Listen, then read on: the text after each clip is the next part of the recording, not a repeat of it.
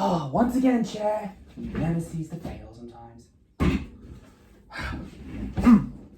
How's it going, viewers? Mr. Incredi-Brony's back, and he's rolling with the punches, baby. Once again, the only channel where the YouTuber has a love-hate relationship with his chair.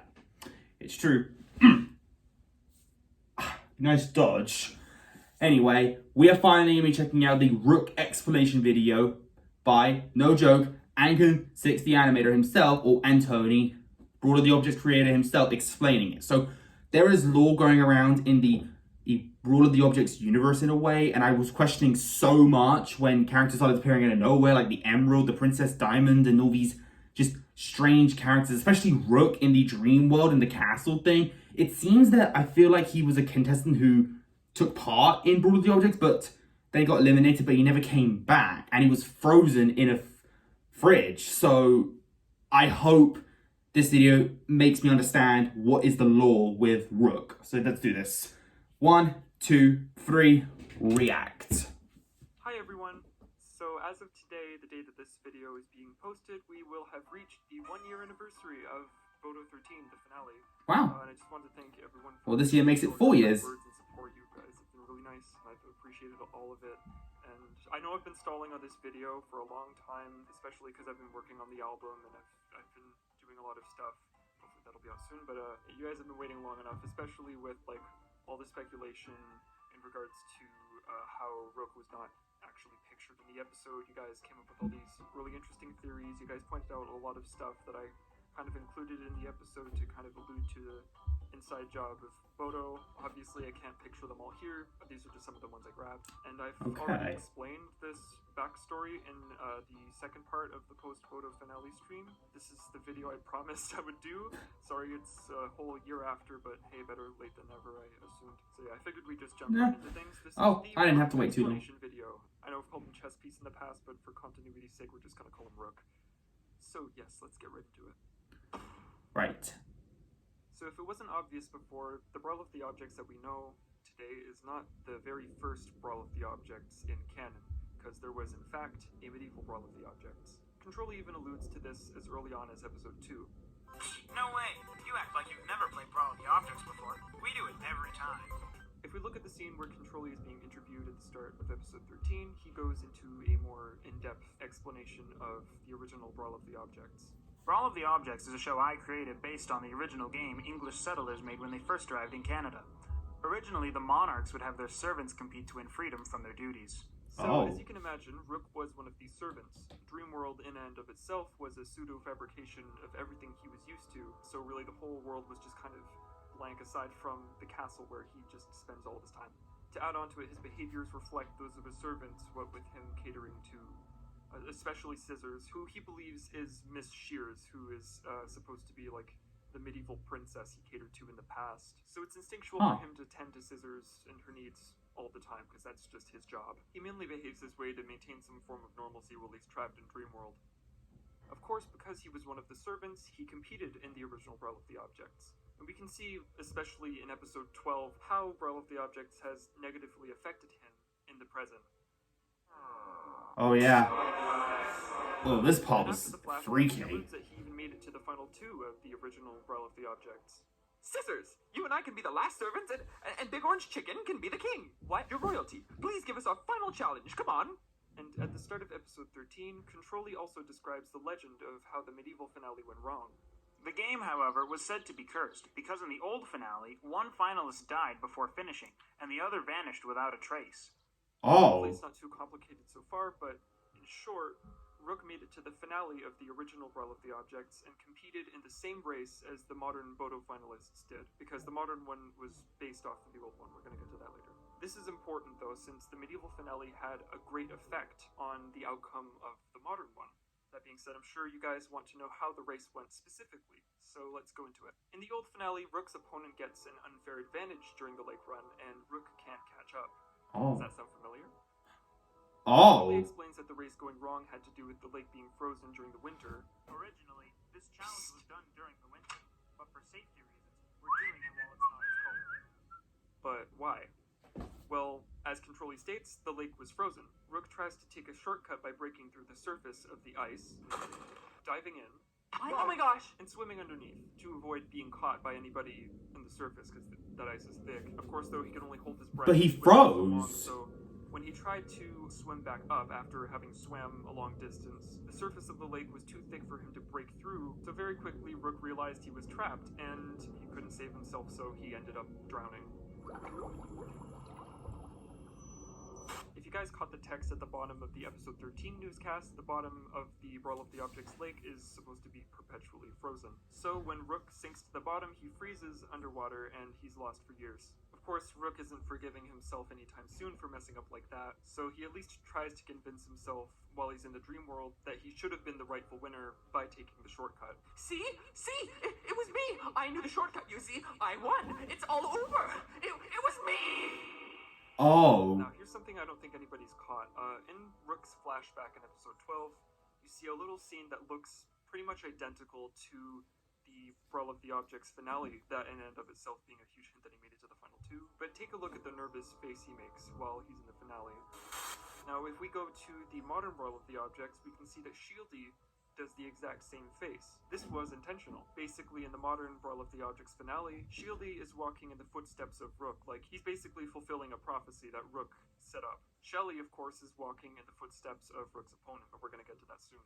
While Controlly keeps the rules of the race historically accurate, he interferes with the prophecy Rook set up for Shieldy by hosting the race during the summer rather than the winter. This prevents Shieldy from cutting through the lake since he would get caught without the frozen surface of the lake to hide him. Shieldy was basically destined to get that same idea. Was that Shelly? Oh no, now I'll never catch up to her. I wish I could just cross the lake without being seen. Then I'd win. Who am I kidding? That won't work.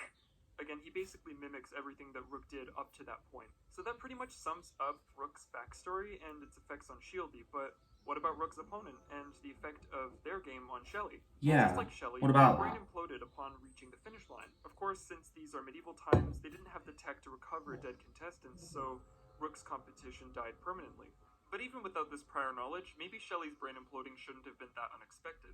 Take another look at episode 1. Remember going into Brawl of the Objects how Controlly gave this list of side effects?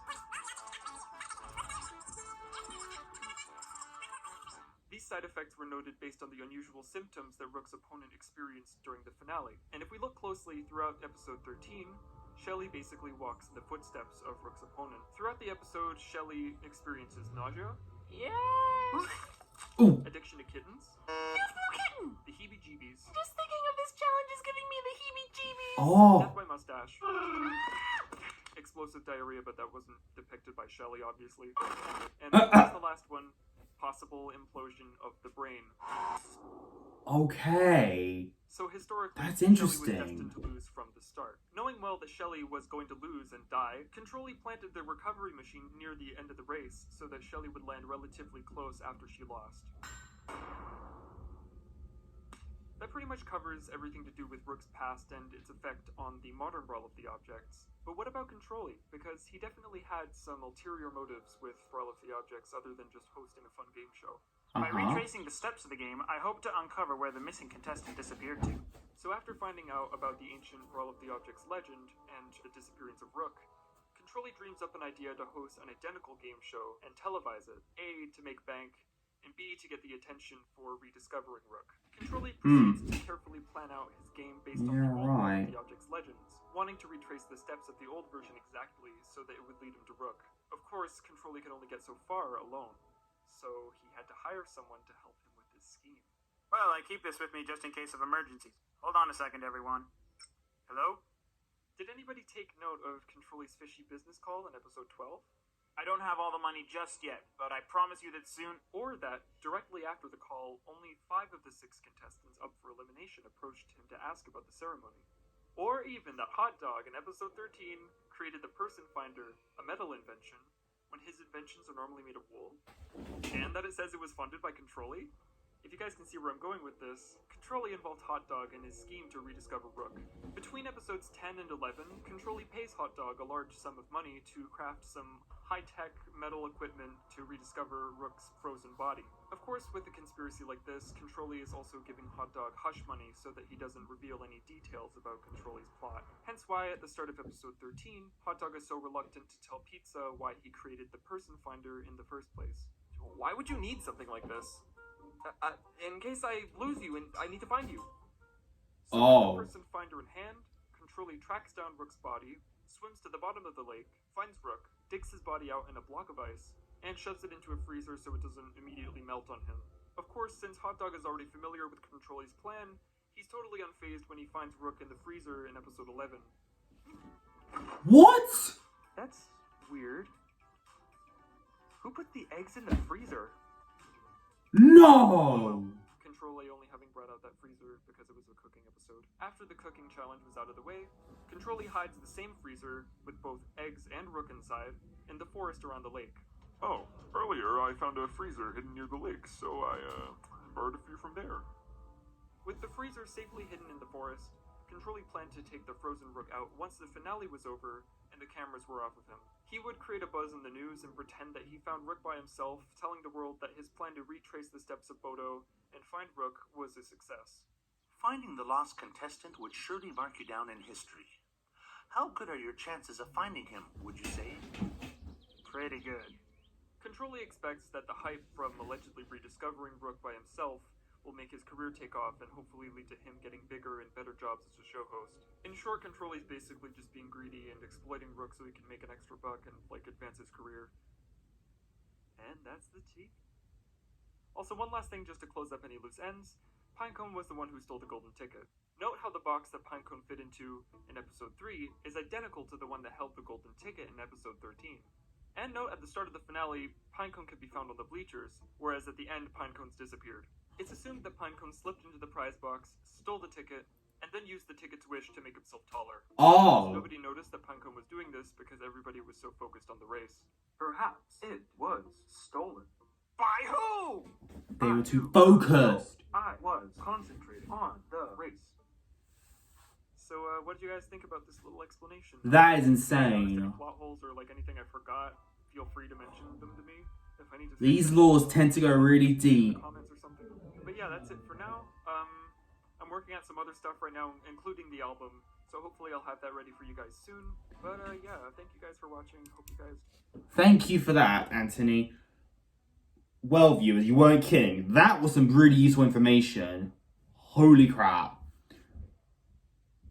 I did not expect the lore for Rook to be deeper than that, okay? Oh my god. Okay, I need to end this right now because I'm going to freak out. Anyway, I loved Brawl of the Object. It was an amazing object series. I'm can't wait for my new one in the future. But just be patient until then, and I will see you then. However, if you enjoyed this particular video, leave a like on it. Don't forget to subscribe if you're interested. Follow me on Instagram, link down below. And until then, stay positive, keep calm, stay safe, be incredible. And as always, Brony on. Peace.